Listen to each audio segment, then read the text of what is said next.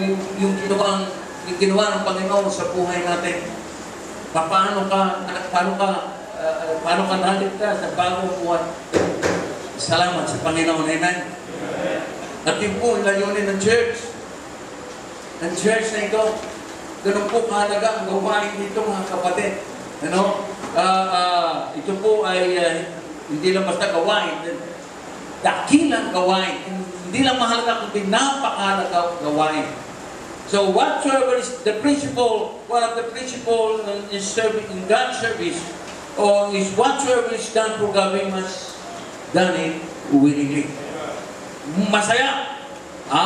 Hindi napipilitan lamang. And number two, whatsoever is done for God must be our best. Must be our best. In the book of Numbers, nahanap ko yung salamin ko. Hindi na, dito pala sa in the book of Numbers, in the book of Numbers, sometimes, hindi ba gano'n eh. Naghahanap mo yan. Nagagalit pa. Hindi pala, sunod-sunod ka. Okay, in the book of Numbers, chapter 29, verse 8, nasabi po rito mga kapatid, but ye shall offer a burnt offering unto the Lord for a sweet savour, one young balak, one ram, and 7 lambs of the first year. They shall be unto you without blemish. Sabi ng Panginoon sa mga Israelites, sabi, kung maghahandog kayo sa akin, maghahandog kayo ng walang kapintasan. Walang kapintasan. Mga kapatid, doon po in the book of Genesis chapter 4, nakita po natin doon yung paghahandog ni Abel and ni Cain. Pareho sila naghandog, mga kapatid. Naghandog si Abel, naghandog din si Cain. And inutusan sila maghandog ng Panginoon. So, naghandog sila. Pero si Abel bilang pastor, magpastor, nangangalaga po ng mga hayop. So, ginawa po ni Abel, mga kapatid, pinili niya yung pinakamaganda. Pinakamaganda, and the best. Eh, sabi nga ng Bible, mga kapatid, pareho sila naghandog, pero ang binigyan ng kasiyahan ng Panginoon, yung handog ni Abel. Pareho sila naghandog, pero ang binigyan ng kasiyahan sa paghandog na yun, ay yung paghandog ni Abel.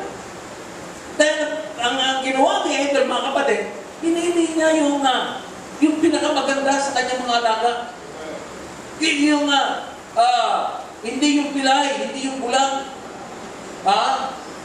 Walang garapata. Sa aso pala yung garapata. Naalala ko si pastor yung kuya ko. Hindi ko makalimutan yun. Kuya ko. Namatay sa kabilang buhay namin.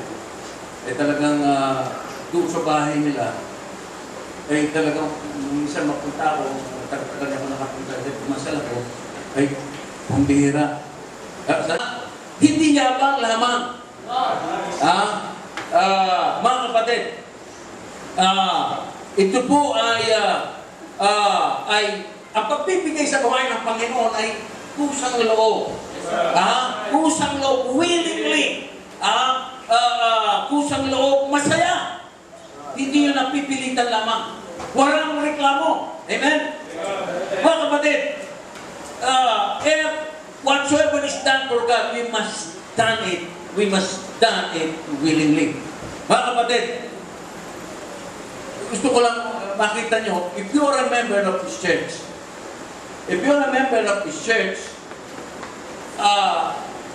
pagka naglilingkod ka sa Panginoon, pagka naghahanto ka sa Panginoon, ay hindi ka lang nakikigaya. Hindi ka lang nakikisama. Tandaan mo, mga kapatid, tandaan nyo, na as a member of this church, ano man ang kaluluwalhati ng church, ano man ang progress ng church, kasama ka ron. Kasama ka ron. Kaya nga doon sa amin, sa church, sabi ko nga doon sa church, yung nag-raise kami para doon sa aming building project. Sabi ko, mga kapatid, Pwede namin, meron kasi isang kapatiran doon, meron kayong kaya.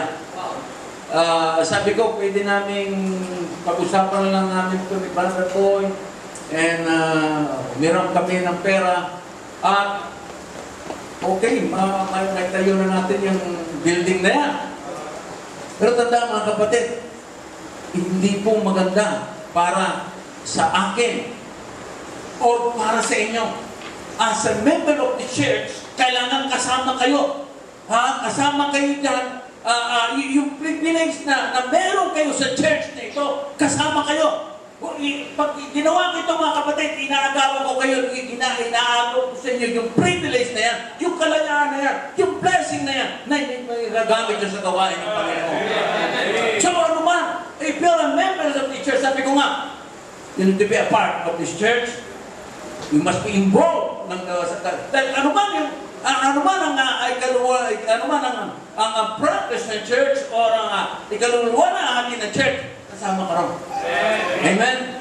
So, whatsoever is done for God, we must do it willingly.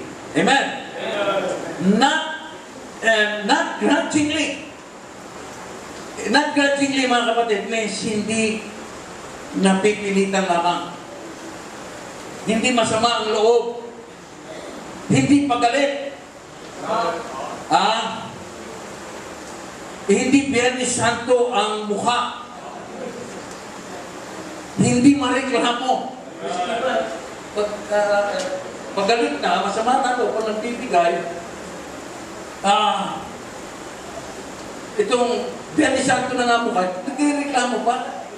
Biyernes Santo na mukha, napipilitan lang. Marami pa sinasabi, no? Bigaya na naman. Ano ba naman ito? Ang bibigaya naman ito. Ano naman ito? Itong investment conference ito, hanap buhay na naman ito. Ganun po ang... even ako, naranasan ko po yan nung bago pa lang ako sa church. Hindi ko pa alam yung kahalagahan sa church. Yung ginagawa ng church para sa atin. Mga kapatid, pinagagawa po sa atin ng Panginoon, yung bagay na yan, nais niya na tayo pagpalain ng Panginoon. The more we give, the more God will bless us. The more we know, kaya nandito tayo mga kapatid, para lalo pa natin makilala ang Panginoon. Kaya mahalaga po yung pag-attend sa church. Yung mga na-open, yung mga maraming nawawala sa church, yun po yung hindi madalas makita sa church. Pero kung ikaw ay narito, the more ikaw ay narito, nakikilala mo ang Panginoon, mga kapatid. Nakikilala mo ang Panginoon.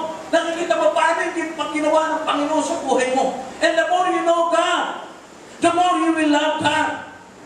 And the more you will love God, the more you will serve God. Makikita mo that you are nothing. Na without God, you are nothing. So, napakalaga po mga kapatid, na yung ating pagbibigay sa gawain, yung paglilingkod natin sa Panginoon. And, mga kapatid, hindi mo tayo nakatago sa Panginoon. Maaaring hindi makita ni Pastor. Yung loobin mo, na puro ka reklamo. Na masama ang loob mo. Na ikaw ay naglilingkod sa Panginoon o ikaw ay naghahandog sa Panginoon. Maring hindi makita ng pastor. Maring hindi makita ng church. Yung loobin mo. Pero kita yan ng Panginoon. Amen? Kita yan ng Panginoon.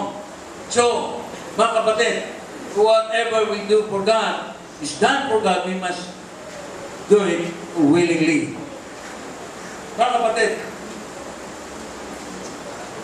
wala pong reklamo. Walang reklamo. Hindi napipilitan lamang. Hindi napipilitan lamang. Pagkos, taimtim na pagmamahal. Taimtim na pagbibigay ang ginawa ng Panginoon doon sa krus para sa atin. Walang reklamo. Binigay niya yung kanyang buhay para sa atin. Yun lang makita natin mga kapatid. Hindi pwede hindi ka maglingkod sa Panginoon. Amen. Paano